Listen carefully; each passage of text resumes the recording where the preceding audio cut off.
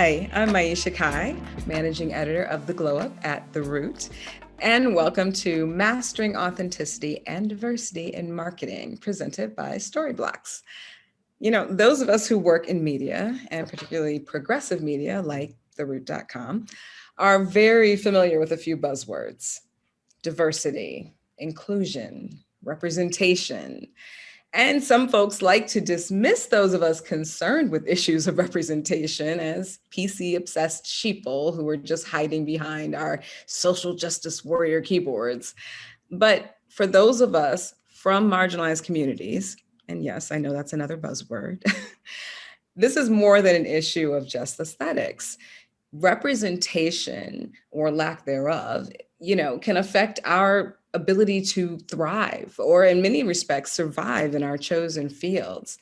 And we know that when people are exposed to different lived experiences, they become less prone to bias.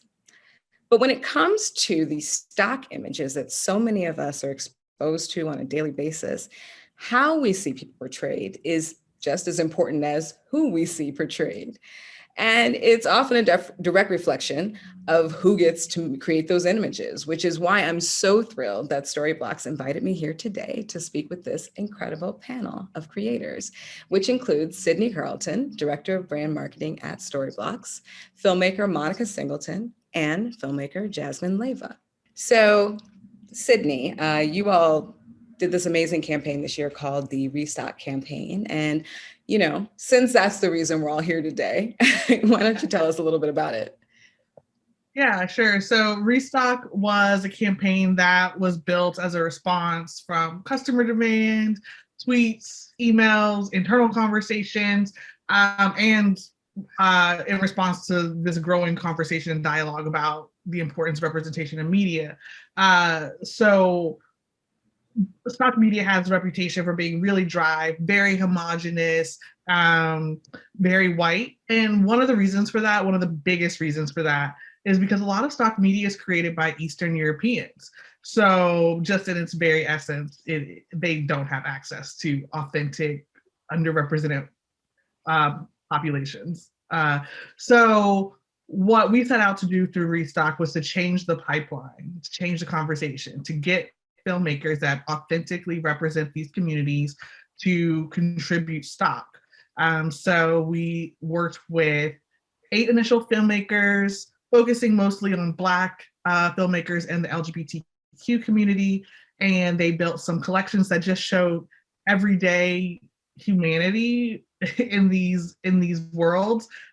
So everything from working out, being outside, to eating food, just showing these communities as they are in the layered realness that they exist in was essential. That stock, believe it or not, just did not exist before that. Well, I believe it because I'm always looking for it. But Jasmine, you were part of this campaign. You're one of the creators who contributed.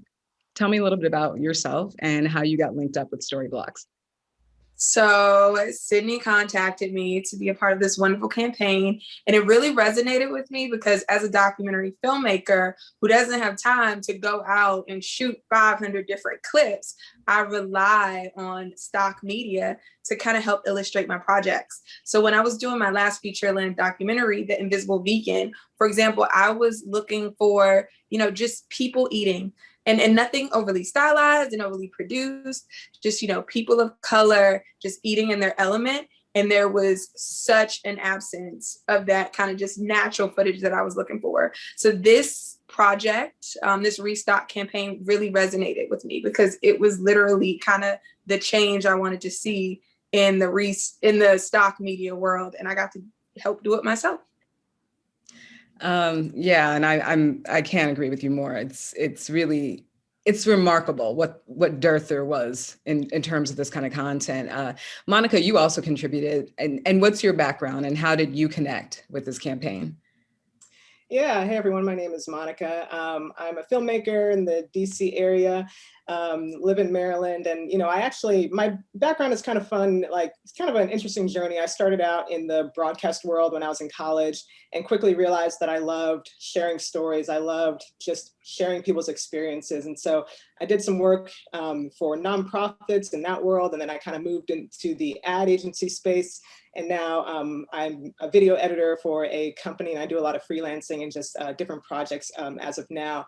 But yeah, when it came with Storyblocks, they came to me early last year and they said, hey, we want to add more representation. We have this campaign that we're starting. We want to add more diversity, have more of an inclusive platform.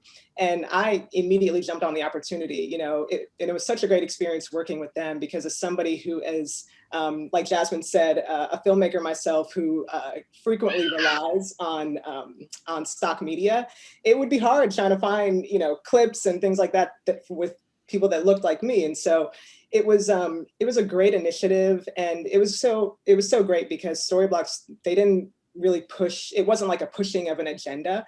It was simply just a response, as Sydney's pointed out, to what people wanted to see more of. And so they really gave us free reign to just simply do what we do, to just create. And so I was really excited to just be a part of a solution that had kind of been a longstanding issue. Well, I think that I'm not sure that people notice, what's missing unless it's them that's missing, right? And I think similarly, I'm not sure that people always understand how pervasive stock media really is in our daily lives. I mean, I know because I use it every day, but even as, when I started to become a content creator and looking at those things, I was like, wow, this is really everywhere. So, understanding how pervasive it is, like, what do you feel the industry's responsibility is when it comes to representation, this big issue of representation that we're always hearing about? So I will say, I feel like they're obligated to just be honest. And in order to be honest, in order to, act with integrity, you need to show the world how it really looks. The world is not full of only heterosexual white men. The world is not full of only women that look like supermodels. They're different sizes, they're different sexual orientations, races, religion. So stock media, if it's supposed to reflect, a lot of real life interactions, then stock media should reflect that. And the companies should take on that responsibility personally. Monica, how about you? Yeah, I think it plays a huge role. Creating video content has become so much more desired and accessible in the last decade or so, right? It's no longer this Hollywood thing, right? So now we have a wide variety of perspectives and stories and experiences going out into the world. And I think people are just hungry for that representation. I think, especially our younger generation, young minorities who are growing up seeing people that look like them in these high power positions, in leading roles, children that are being born now with, a vice president that's Black and a South Asian woman, right? So, when you think about it, that's all they know, right? That's all they know. They're not going to expect anything less. And so I think it's really important for us who are in front of them, who are 10, 20, 30 years in front of that generation, to display diversity as a normalcy, and not so much as a secondary thing, or even like a charitable act. I mean, that's a word. And so, you're on the other side of this. Well, to an extent, you are a creator, obviously, but, you were also one of those people who gets to sit in one of those seats where you make decisions. And, I love what's being said here in terms of, there being a really honest perspective. But as you've also indicated, there's a pipeline issue, right? So, what do you feel the responsibility is there of your industry?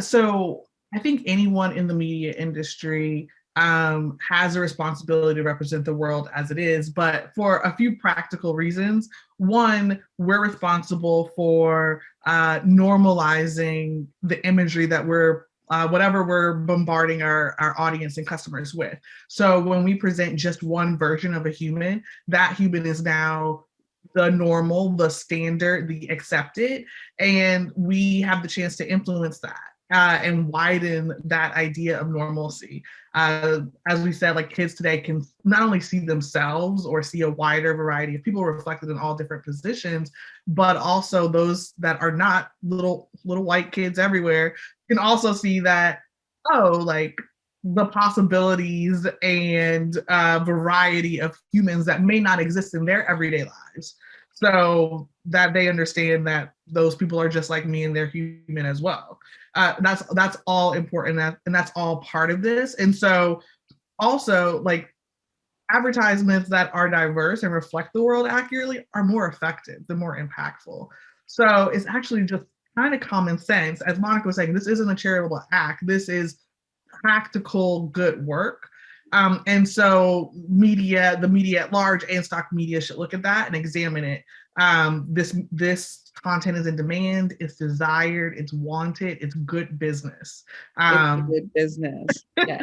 I think Like, that's just a lot of very practical things. I mean, people speak in bottom lines. And I think that that's important when you're talking about dovetailing with this idea of authenticity, because authenticity can sound really esoteric, right? Like, what is that even? You Right. know? Right. But you all hit on something that I want to delve into a little bit deeper, which is, obviously not just who's in front of the camera. It's not enough to just like, oh, I'm going to throw the Black model on the runway. I'm going to throw the Black people in this shot with these other people. But like, what are we doing? How are we living? And how are you communicating to the world that these people or those people or whoever, are living and breathing and working in the world? So, knowing that this is kind of a vague concept sometimes, what would authenticity in stock content look like to you? And I'm going to really lob this at you, Monica, first, as one of the creators who contributed to this campaign. Like, what does that look like to you, authenticity?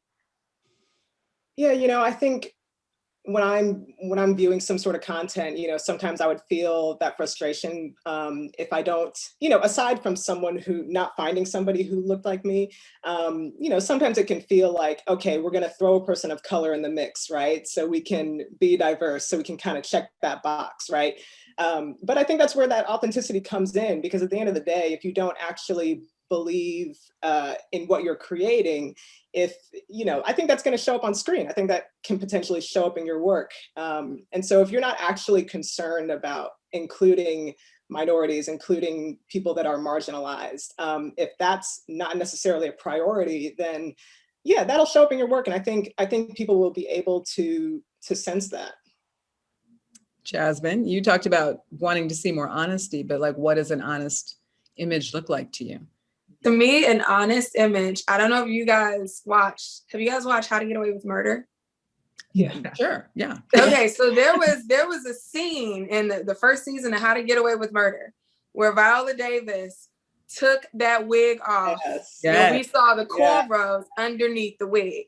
Yeah. Now, before that, when I've seen Black women do their hair routine in TV and film, it's always this kind of thing where they just wake up out of bed with their hair just flowing and perfect. Yes. And I'm like, I don't really know if that's how a lot of women, especially women of color, wake up. If that's even our hair routine, it's not. That was the first time. That moment was so iconic because it was one of the first times I saw like a Black woman hair regimen kind of displayed in mainstream media. And for me, that shouldn't have been an iconic moment. That should have been the norm. I should be used to seeing Black women grease their scalps and wrap their hair up when it's time for bed, because that's what we do. So when you present something else, you also have a whole group of people that are just looking at it and going like, we don't even do it like that. And then the creator, you kind of lose credibility among certain audiences. So it's in everybody's benefit that you portray people how they are meant to be portrayed. Yeah, and also I would say giving those people a voice as well, because I mean, obviously that's a show that had a Black female producer behind it, had a Black female star who obviously had some input in how that happened. Yeah. Sydney, what do you think about, as you were curating this authentic content or seeking it out, what did that look like to Storyblocks? What were you seeking? Yeah, I mean, Jasmine nailed it. I was going to say, like, capturing the nuances that only that community would know is part of that authenticity. So in our LGBTQ collection, we had a lesbian couple featured, and they so happened to be interracial. And one of my favorite parts of that collection was that they were at home, in bed, hanging out, and the Black woman had a bonnet on. And I was like, nailed it. Like, that's how we would be if you're in bed with us, like hanging out at home. And that was a real couple, shot by a lesbian videographer. And without that representation and authenticity, that key little touch just wouldn't have been there. And so that's just super important. I think about, there was a documentary recently called Deaf You, and then that was about, you know, the deaf community at Gallaudet, and they were missing the Black community at Gallaudet, and then that kind of sparked how there is African American Sign Language as well as American Sign Language, and just the intricacies, and who would have known that unless you're part of that community, and just kind of the differences within that culture and those subcultures. And so if you don't have those voices at the table making those creative decisions, you're going to miss that nuance, and the people in that community are going to know that the authenticity is missing, and you've lost your credibility. Absolutely. I mean, you know, and I would also dare say it spreads. You know, it's like we start by seeing, you know, Viola Davis show her cornrows, and then, you know, the next season in This Is Us, we see a bonnet, or, you know, 2 seasons later, like, you know, we do get narratives coming out. And I promise you, there is a bonnet involved here. So, and to take it one step further, like, think about the little Black girls at summer camp who, with all the little white friends who were scared to put on their bonnet because they're like, you're going to other me. You're going to ask me what that is, why I wear that. And if they see this imagery all the time of, like, when Black women go to bed, they wear a bonnet, those questions don't come up anymore. It's now normalized. Now we just have this more inclusive awareness of how different cultures do different routines, and no one has to ask those awkward questions anymore. Yeah. Or make judgments about them. It's just what we do, right? Yeah. And I would say too, Oh, go ahead, Monica. You know, I was just going to say, and hopefully I'm not jumping ahead into your next question, but when we were talking earlier offline, we were kind of talking about that idea of empathy, right? And, you know, I think there's definitely a difference between, like, being inclusive to simply uphold a societal standard, right? To, you know, not get canceled or something like that. There's a difference between that and then actually looking through the lens of the people that you're creating for, you know. And I think, you know, mistakes can be made if we fail to empathize and, you know, put ourselves in another person's shoes.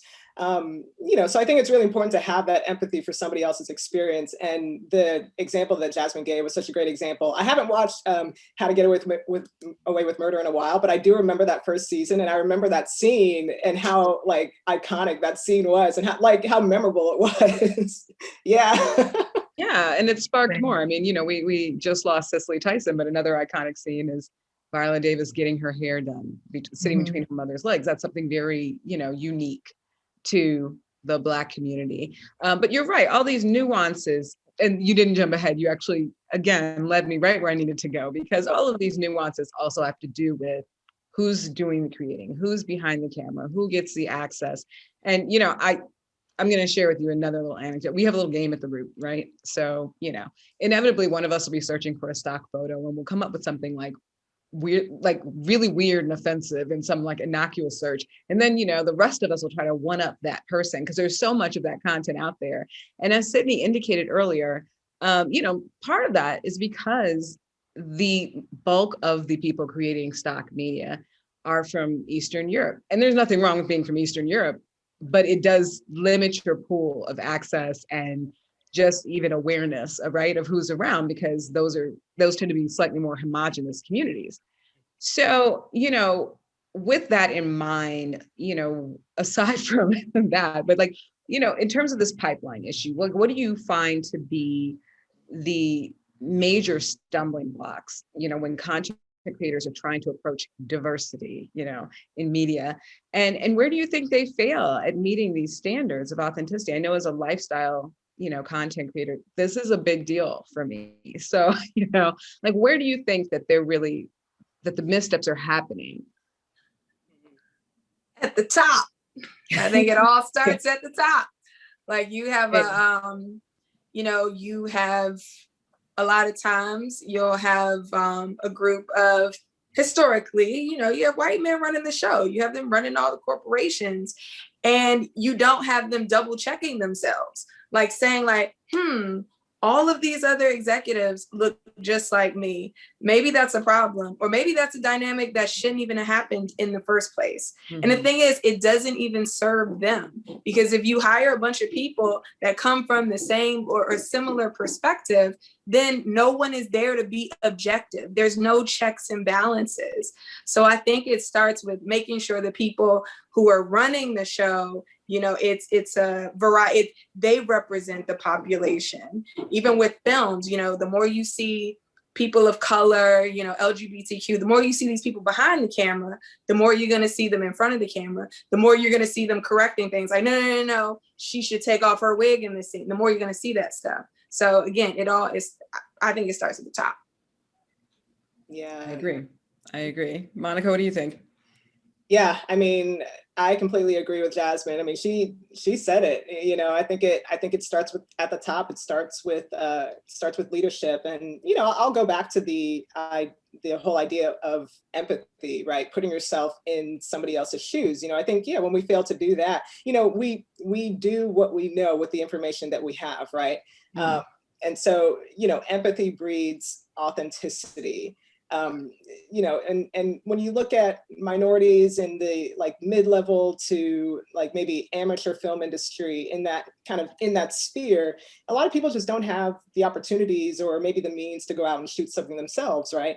You know, so they're going to rely on the industry. They're going to rely on stock media, places like Storyblocks to represent what they might be looking for, you know, for what some may not have the opportunity to access. And so, you know, I think with a place like Storyblocks taking that initiative, I think, you know, to be able to trust a platform that they're going to have that representation, people that look like them, you know, so yeah, I think like Jasmine said, I think it starts at the top, you know, so people below can have that trust, you know, that they're going to be represented. Yeah, so I agree. It starts at the top. As someone who's trying to navigate like this corporate world and like advocating to the top for these projects, what I would tell the top is hire diversity, pay them fairly, and then listen to them. All those three things are super difficult for a lot of industries for some reason, especially to get all three right. So I think that's just the essential step. Then you'll have more productive, more diverse, authentic projects come out of your company. Yeah, I mean, you guys really did lead right into my next question, because, you know, when I think about this as well, I would add another word to the empathy and authenticity conversation. And I love that you bring it back to business, because the fact is that, like, really, this is also about a bottom line. This is never just about, oh, it feels good and it makes people feel good. The fact is that, like, people are in business to make money, and that's okay too. We all have to survive. But as you've noted, as all of you have noted at various points in this conversation, it really is it is good business. It is a good business practice. And I would add the word humility, because I think what happens sometimes too is that even when people are looking to make these changes or do what have you, you know, have this representation conversation, they're so afraid of making mistakes that they don't make substantive change, correct? Yeah. So, you know, you all kind of pinpointed on this a little bit, but, you know, if I had one piece of advice for the media and entertainment industries, I would ask them to prioritize empathy over this fear of making a mistake. But what would you like to see?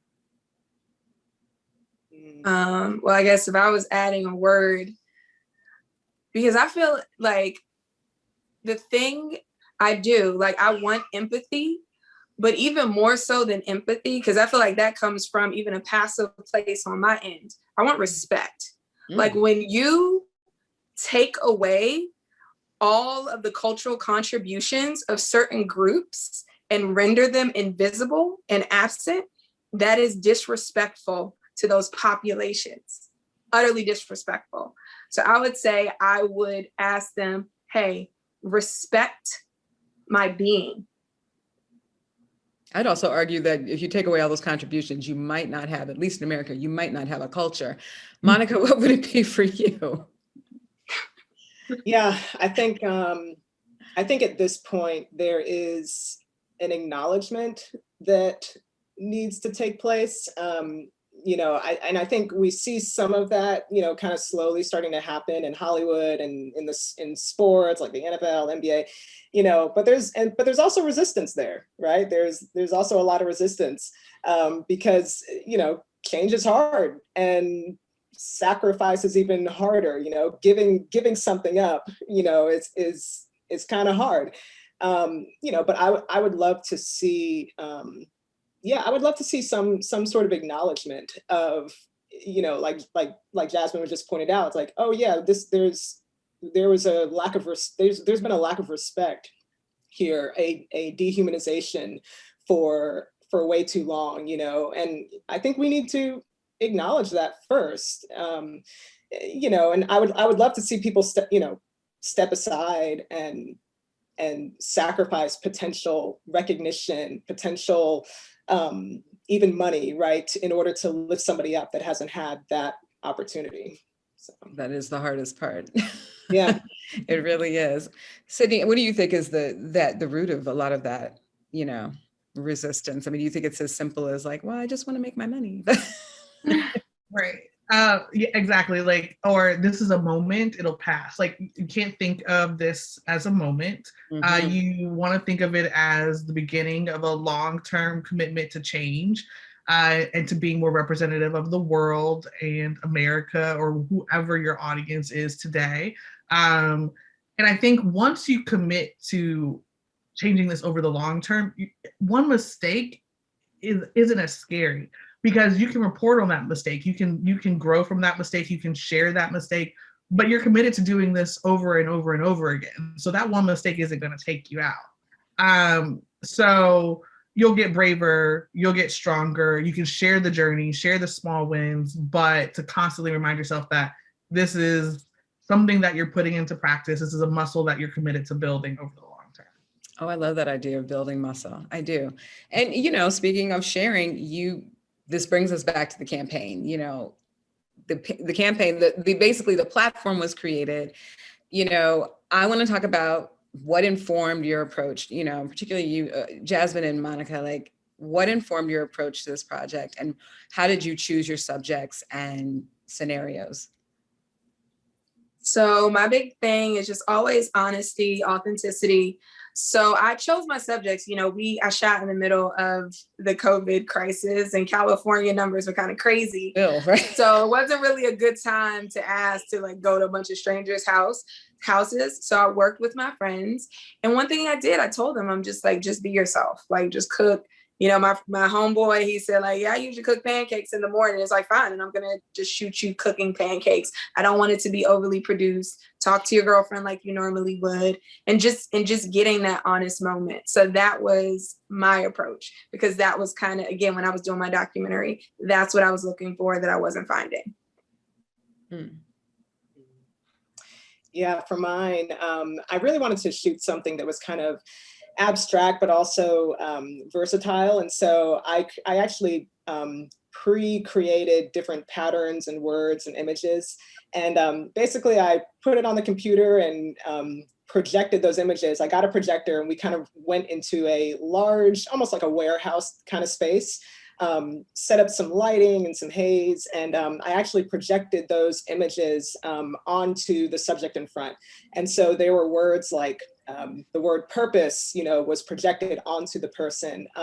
I had images that kind of looked like fingerprints, to kind of represent that identity. And so, yeah, my hope is that people will see that and who will be able to use it for their project can make their own interpretations and use it for a variety of things. The other collection I did was I wanted to do like an outdoor sequence. And so I genuinely love the outdoors. I love hiking and swimming and all that fun stuff. And so what, Black people like nature? What? when I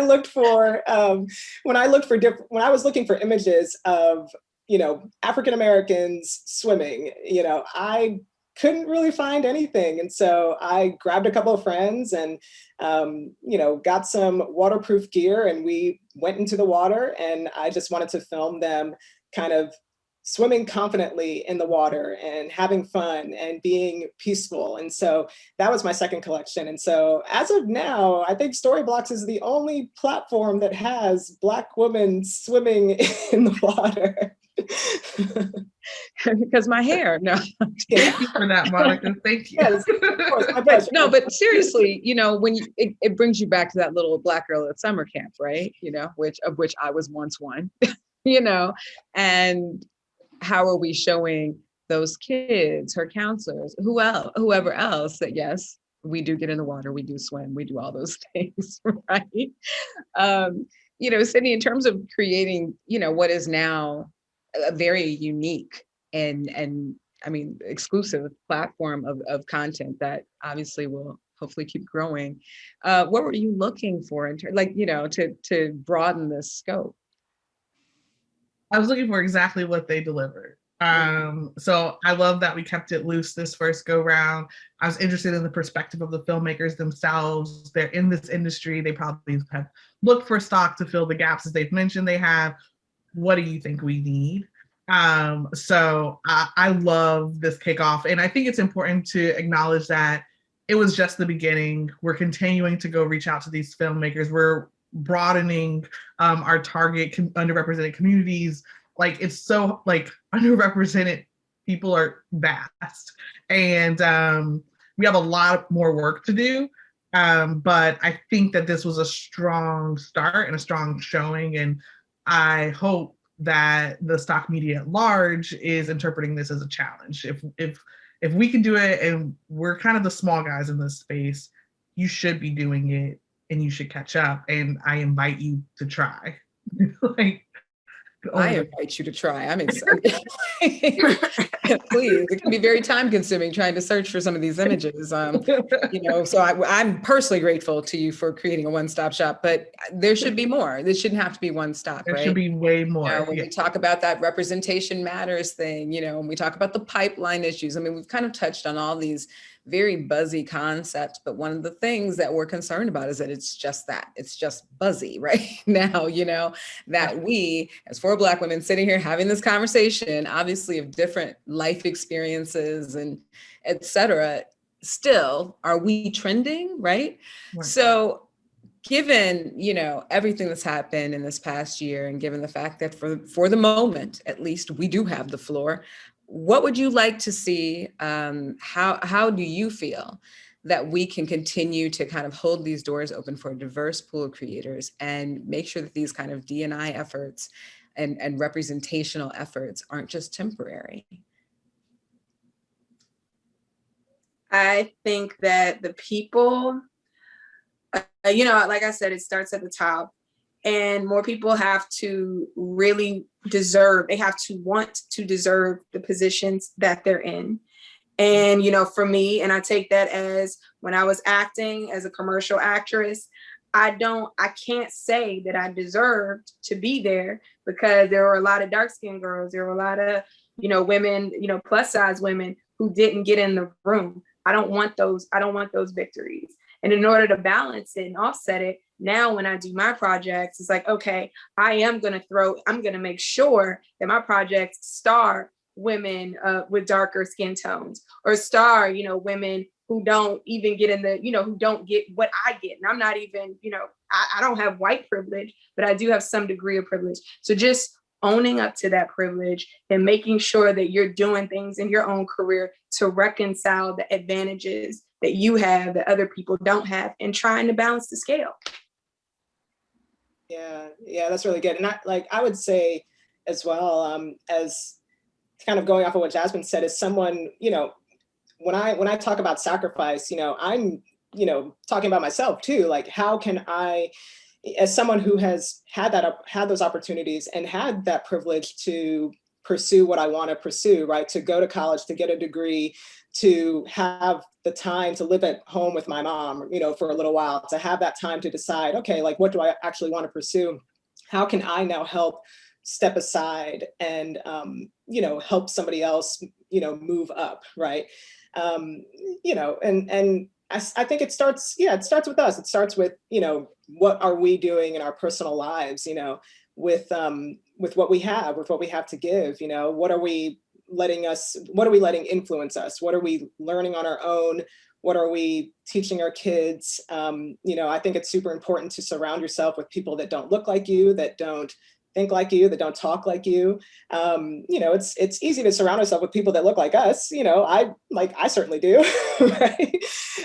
You know, but I think it starts with kind of digging deep within ourselves and learning new things and unlearning a lot of things. You know, I've been doing personally a lot of unlearning myself in this last year for sure.